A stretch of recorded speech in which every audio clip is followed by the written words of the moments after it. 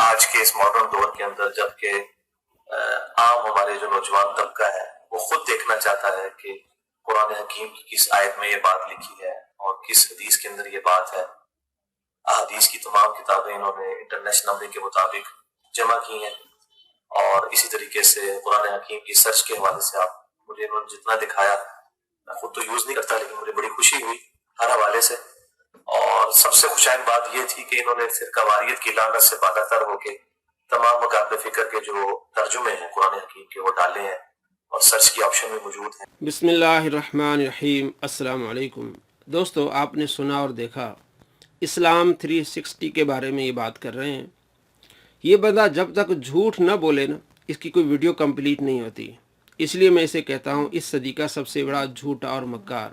کیا کہہ رہا ہے کہ جی یہ جو اپلیکیشن ہے اسلام 360، یہ فرقہ واریت کی لعنت سے ہٹ کر یہ پاک ہے۔ آج میں آپ کو 3 مثالیں دوں گا، دکھاؤں گا کہ اس میں فرقہ واریت بھری پڑی ہے۔ ہاں، اس کی جو سرچ آپشن ہے وہ ٹھیک ہے، احادیث آپ کو مل جائیں گی، لیکن اس کے ترجمے فرقہ واریت پر مبنی ہیں۔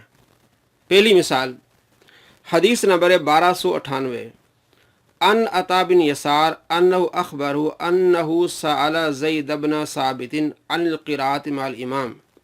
عطا بن یسار نے اپنے شاگرد ابن قصید کو بتایا کہ انہوں نے امام کے ساتھ قرآن کی کسی صورت کی قراءت کرنے کے بارے میں حضرت زید بن ثابت رضی اللہ تعالی عنہ سے سوال کیا کہ امام کے پیچھے قراءت کرنی چاہیے کہ نہیں کرنی چاہیے۔ انہوں نے کہا کہ امام کے ساتھ فاتحہ کے سوا کچھ نہ پڑھے۔ امام کے ساتھ بریکٹ میں کیا لگا دیا؟ فاتحہ، حالانکہ حدیث میں فاتحہ کا ذکر نہیں ہے۔ یہ کس فرقے کی نمائندگی کر رہا ہے یہ ترجمہ؟ آپ تو کہہ رہے ہیں کہ فرقہ واریت کی لعنت سے ہٹ کر، اگر یہ فرقہ واریت کی لعنت سے ہٹ کر ہے تو یہ بریکٹ کی ضرورت کیا ہے؟ آپ سیدھا سیدھا ترجمہ لکھ لیں۔ آپ پورے مسئلے کی نمائندگی کر رہے ہیں اسلام 360 میں۔ دوستو، اسلام 360 میں جو ترجمے ہیں وہ غلط ہیں۔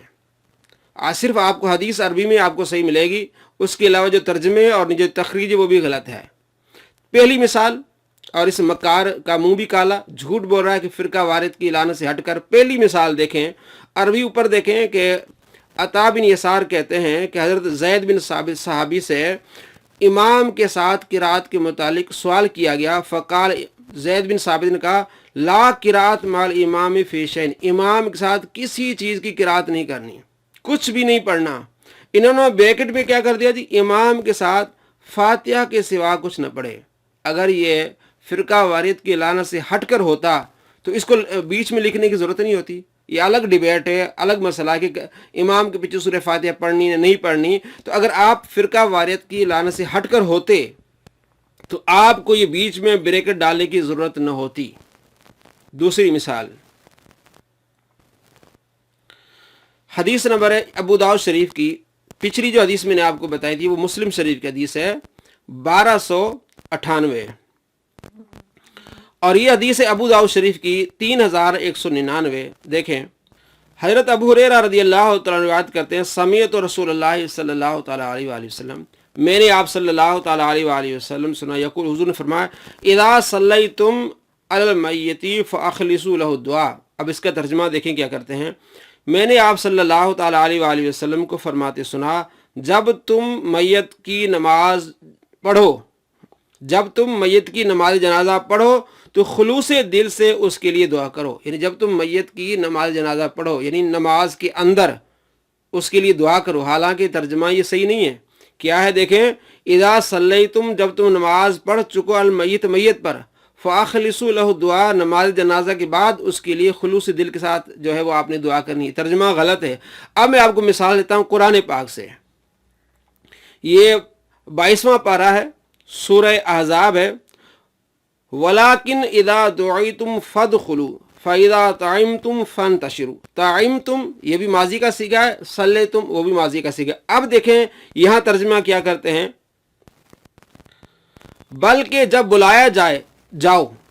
اذا دعیتم، جب بلایا جائے صحابہ سے، اللہ فرماتے جب نبی پاک صلی اللہ تعالیٰ علیہ وآلہ وسلم کا بلایا جائے، آپ کا بلاوا آئے تو جاؤ، اور جب کھا چکو نکل کھڑے ہو۔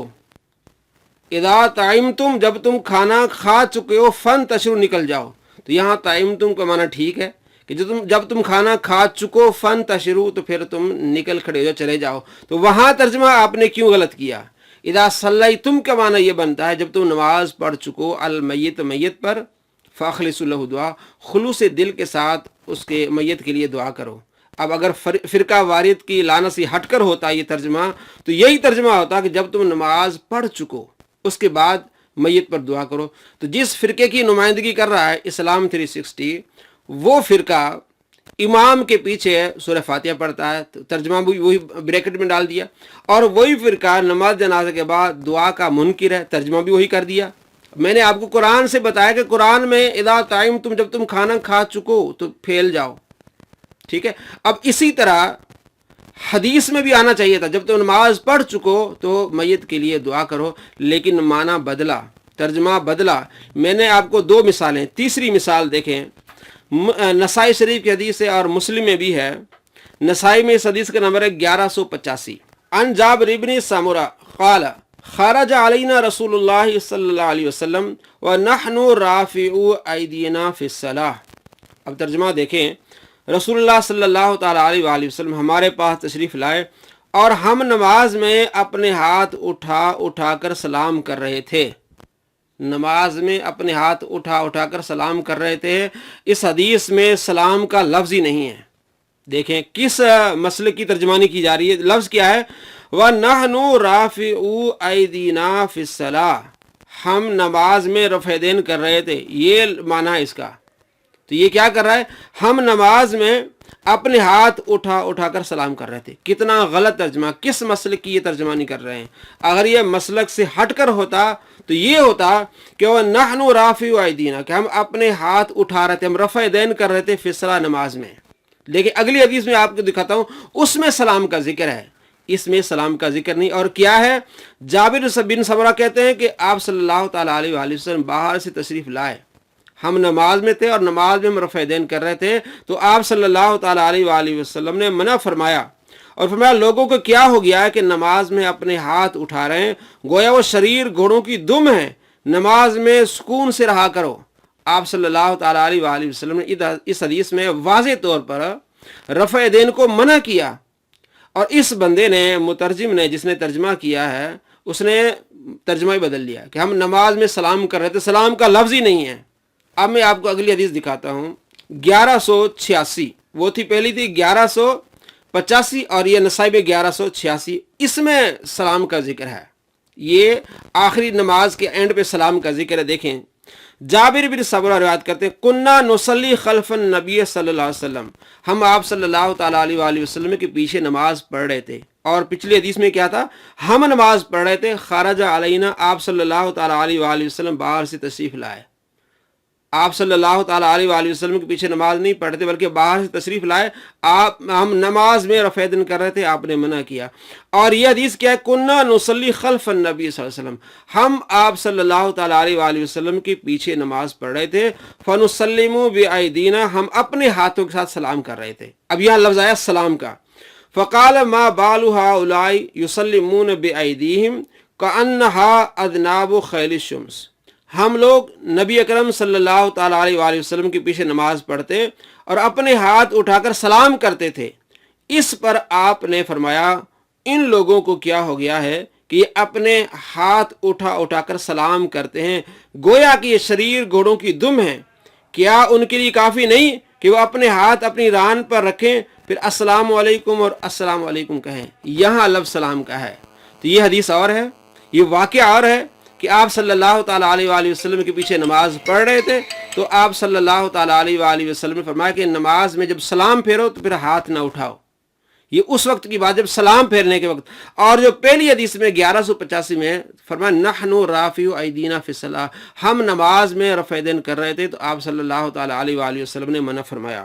اگر یہ اسلام 360 فرقہ واحد کی لعنت سے پاک ہوتا تو اس کو ترجمہ صحیح کرنا چاہیے تھا، لیکن اس نے ترجمہ صحیح نہیں کیا، ایک مسلک کی ترجمانی کی۔ تو دوستو آپ کو بتانا مقصود ہے، ایک تو یہ بندہ جھوٹ بول رہا ہے کہ فرقہ واریت کی لعنت سے ہٹ کر اس نے جو کام کیا ہے، دوسرا اس میں کے جتنے بھی تراجم ہیں اس پر آپ یقین نہ کیجیے گا، یہ ایک مسلک کی ترجمانی کر رہا ہے، اور آپ صلی اللہ تعالیٰ علیہ وآلہ وسلم سختی سے منع فرما رہے ہیں کہ رفع دین نہ کرو نماز میں، اور ترجمہ ہی بدل دیا انہوں نے، اور یہ پھر بہانے بناتے جی آپ صلی اللہ تعالیٰ علیہ وآلہ وسلم کی وہ کون سی سنت ہے جو آپ نے اتنی سختی سے منع کیا ہے؟